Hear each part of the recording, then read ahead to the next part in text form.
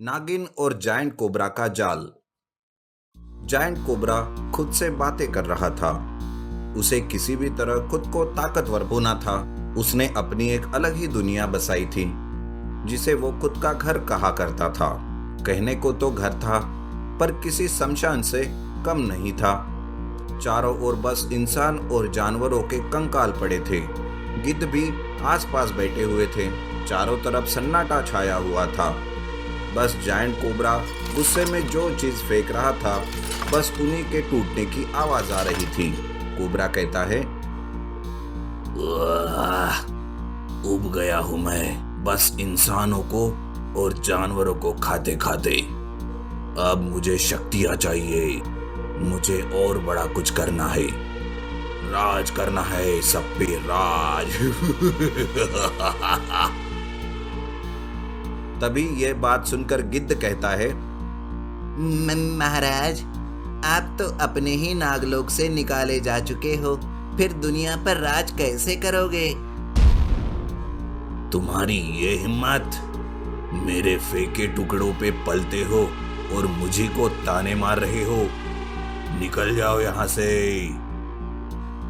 माफ कीजिए महाराज, मेरा वो मतलब नहीं था। उसकी बात सुनकर दूसरा गिद्ध कहता है, महाराज, वो नागिन। नाम मत लो उसका मेरे सामने। आज उसी के वजह से मैं अपने ही राज्य से निकाला जा चुका हूँ और वो वहां राज कर रही है।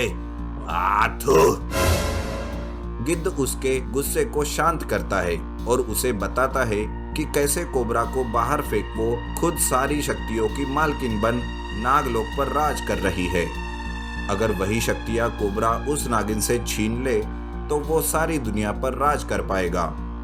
कोबरा को गिद्ध का सुझाव पसंद आता है और वो खुशी में गिद्ध की तरफ एक मरा हुआ जानवर फेंक देता है, जैसे कि उसे बख्शिश दे रहा हो। कोबरा कहता है, वाह, क्या खूब कहा है तुमने, पर क्या ये मुमकिन होगा? वो मुझसे ज्यादा शक्तिशाली है। इच्छाधारी नागिन है वो। मेरी शक्तियां उसके सामने कुछ भी नहीं है। मैं उससे उसकी शक्तियां कैसे छीनूं? कैसे? महाराज, वो नागिन है महाशक्तिशाली, पर वो दिल से सोचती है और आप दिमाग से। अगर दिमाग से जंग लड़ी जाए तो बड़ी बड़ी शक्तियां घुटने टेक देती है। क्या समझे महाराज? गिद्ध का इशारा कोबरा समझ जाता है और वो गिद्धों के साथ मिलकर नागिन को जाल में फंसाने की और धोखे से उसकी शक्तियां छीनने की साजिश करता है। चलो मेरे चेलों, काम पर लग जाओ। जाओ, उस नागिन का पता ठिकाना मालूम करो। पता करो कि वो कहाँ है। पर महाराज, वो इच्छाधारी नागिन है। अगर वो इंसान के भेष में रही तो हम उसे कैसे पहचान पाएंगे? कोबरा अपने दिमाग पर जोर डालता है और गिद्ध को बताता है कि उसके पीठ पर नागवंश का निशान होगा और बेलपात्रा को छूते ही उसकी आंखें बदल जाएगी। नागिन की निशानी पता चलते ही उसकी खोज में सारे गिद्ध अलग अलग दिशाओं में निकल पड़ते हैं। काफी खोजने के बाद, यहाँ वहां घूमने के बाद एक गिद्ध को नागिन के ठिकाने का पता चल जाता है और वो तुरंत अपनी भाषा में अपने बाकी साथियों को संदेश भेजता है। सारी गिद्ध संदेश मिलते ही उस जगह इकट्ठा हो जाते हैं और उस गिद्ध ने बताए हुए लड़की की तरफ घूर घूर कर देखने लगते हैं। एक लड़की जो मंदिर में पूजा कर रही थी। क्या यही है वो? पक्का पक्का? जाकर पूछ क्यों नहीं लेता? जब वो तुझे डसेगी तब पता चलेगा। घोचू कहेगा। अरे यार, लड़ो मत। उसका ध्यान अपनी तरफ गया तो अपना यही राम नाम सत्य हो जाएगा। वो देखो, उसके पीठ पर वो निशान। और जब वो शिवलिंग पर बेलपात्र चढ़ा रही थी तब उसकी आंखें एकदम लाल हो गई थी। मैंने देखा। चलो अब यहाँ से उस काली चमड़ी को ये बात बतानी पड़ेगी। सारे के सारे उड़कर कोबरा के पास चले जाते हैं। उन्हें एक साथ वहां से उड़ता हुआ देख नागिन एक नजर उन पर डालती है और उनके यहाँ होने से उसे अजीब सा लगने लगता है। वो सोचती है, इतने सारे गिद्ध यहाँ तो किसी की मौत भी नहीं हुई, फिर यहाँ क्यों मंडरा रहे हैं? कुछ तो गड़बड़ है। इन्हें तो मैं बाद में देख लूंगी।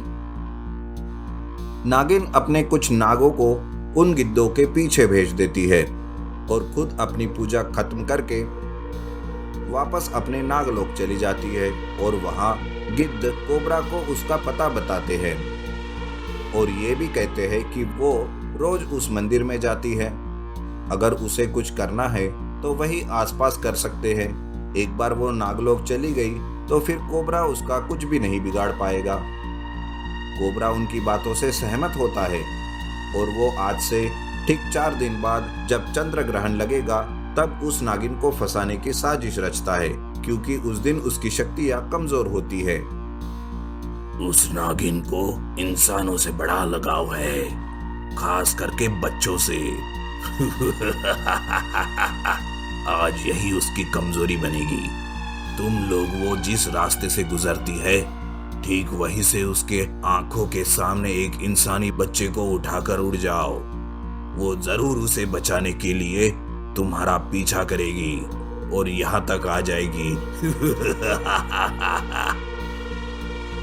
और हमारे यहाँ पहुँचने से पहले ही उसने हमें पकड़कर खत्म कर लिया तो हम तो बेमौत मारे जाएंगे। वो हमें माफी मांगने तक का मौका नहीं देगी। और सोचो, तुम यहाँ तक उसे नहीं ला पाए तो मैं तुम्हारा क्या हाल करूंगा। गिद्ध खुद को धोबी का कुत्ता समझने लगते हैं, ना घर का ना घाट का, पर वो फिर भी कोबरा की बात मानने के लिए राजी हो जाते हैं। चंद्र ग्रहण के दिन वो ठीक वैसे ही करते हैं जैसा कोबरा ने उनको करने को कहा था। उनका नसीब अच्छा समझो या नागिन की कमजोर शक्तियां, वो आखिरकार बच्चे को लेकर कोबरा के पास पहुंच जाते हैं और उनके पीछे पीछे नागिन भी वहां पहुंच जाती है। कोबरा कहता है, मूर्ख नागिन, आखिर तुम्हारी कमजोरी, इंसानों के लिए तुम्हारा प्यार तुम्हें यहाँ खींच ही लाया ना। उन्हीं इंसानों के लिए तुमने मुझे नागलोक से निकलवाया था। आज उन्हीं के वजह से तुम मरोगी। दुष्ट पापी, तू कभी नहीं सुधरेगा। पिछली बार तुझे बस यूं ही छोड़कर मैंने बहुत बड़ी भूल कर दी, पर आज नहीं करूंगी। आज तू कुछ नहीं बिगाड़ पाएगी मेरा। आज तेरी शक्तियां कमजोर हो गई और हाँ, मेरे गिद्धों के हाथ में ये इंसानी बच्चा भी है। अगर तूने कुछ किया तो वो इसे नीचे फेंक देंगे। आज तेरा खेल खत्म नागिन। कोबरा जोर जोर से हंसे जा रहा था और उसके साथ उसके चेले यानी गिद्ध भी हंसने लगे कि तभी नागिन के हंसने की आवाज से सब लोग खामोश हो गए। महामूर्ख हो तुम, जरा एक बार देख लो कि गिद्धों के पंजों में इंसान का बच्चा है या कोई नाग। हा हा हा हा हा। तुम मुझे फंसाने चले थे ना, पर मैं पहले से ही सब जानती थी मूर्ख। ये तो सांप है। अरे बाप रे। ऐसा कहकर वो गिद्ध सांप को नीचे फेंक देता है। नागिन उसे बताती है कि जैसे ही उसने गिद्धों को वहां देखा तब से उसके कुछ नाग उनका पीछा कर रहे हैं। उनकी सारी बातें साजिशें उन नागों ने सुन ली थी और उनमें से एक इंसानी बच्चा बनकर गिद्धों के हाथ खुद ब खुद लग गया था। और आज चंद्र ग्रहण होने के बावजूद भी उसकी शक्तियां वैसे की वैसी ही थी, क्योंकि अब वो नागिन नागरानी बन चुकी थी। तो इस हिसाब से आज तुम सब दुष्टों को मैं मुक्ति दिलाऊंगी। कोबरा और सारे गिद्ध डर कर भागने लगते हैं, पर नागिन इतनी शक्तिशाली थी कि उसने आधी नागिन और आधी इंसान का रूप ले लिया और अपने पूंछ में कोबरा को जकड़ लिया और गिद्धों पर अपने मुंह से आग बरसाकर उन्हें वही राख कर दिया। मुझे माफ कर दो नागरानी, मुझे माफ कर दो। मैं ये इलाका ही छोड़कर चला जाऊंगा।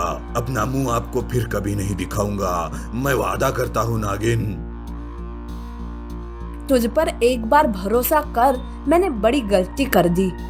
पर अब नहीं, अब तू मरेगा।